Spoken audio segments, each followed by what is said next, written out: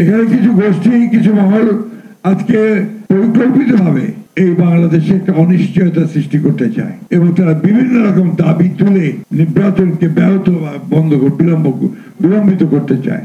Fascist হাসিনার গণহত্যার বিরুদ্ধে যেটা ট্রায়াল হয়েছে রায় বেরোবে এবং একটা মহল এটা নিয়ে বাংলাদেশে আবার একটা নৈরাজ্য সৃষ্টি করার জন্য পায়তারা করছে।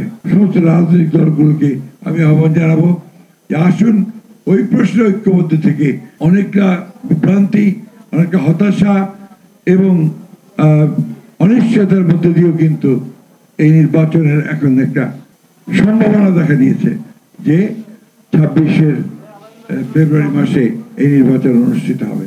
এখানে কিছু গোষ্ঠী কিছু মহল আজকে পরিকল্পিতভাবে এই বাংলাদেশে একটা অনিশ্চয়তা সৃষ্টি করতে চায় এবং তারা বিভিন্ন রকম দাবি তুলে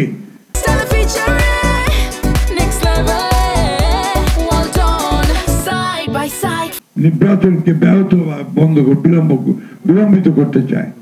কিন্তু এই দেশের মানুষের এখন সবচেয়ে বড় প্রয়োজন যেটা তারা হচ্ছে একটি নির্বাচিত সরকার যার পেছনে জনগণ থাকবে। আমি আপনাদের কাছে এইটুকু আহ্বান জানাবো সমস্ত রাজনৈতিক দলগুলোর কাছে যারা কাল বিলম্ব না করে নির্বাচন প্রক্রিয়াকে সমর্থন জানিয়ে এই দেশের মানুষের তাদের যে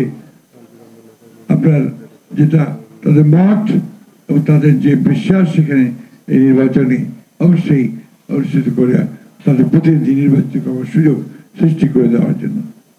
অর্থনীতির অবস্থা দিন দিন খারাপ হচ্ছে, নির্বাচিত সরকার না থাকলে আরো খারাপ হবে।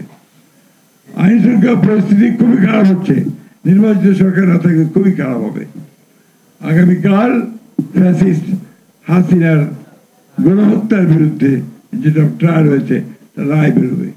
এই নিয়ে একটা চরম আপনার একটা বলা যেতে পারে যে একটা অনিশ্চয়তা, একটা আতঙ্ক সারা দেশে বিরাজ করছে। এই নিয়ে কোনো অপেক্ষা রাখে না এবং একটা মহল এটা নিয়ে বাংলাদেশে আবার একটা নৈরাজ্য সৃষ্টি করার জন্য পায়তারা করছে। আমাদের আজকে রুখে দাঁড়াতে হবে। বাংলাদেশের বাংলাদেশের ছাত্রদের গণঅভ্যুত্থানের মধ্য দিয়ে যে সুযোগ আমরা পেয়েছি সেই সুযোগ যেন আমরা নষ্ট না করি এবং গণতন্ত্রের উত্তরণের পথকে যেন আমরা আরো সহজ করে তুলি, সেই লক্ষ্যে আমাদেরকে কাজ করতে হবে।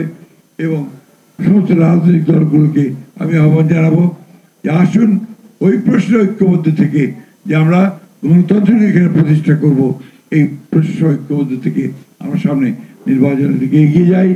মৌলানা ভাসানীর যে আদর্শ সেই আদর্শের লক্ষ্য করে আমরা যেন এখানে গণতন্ত্র প্রতিষ্ঠা করতে পারি।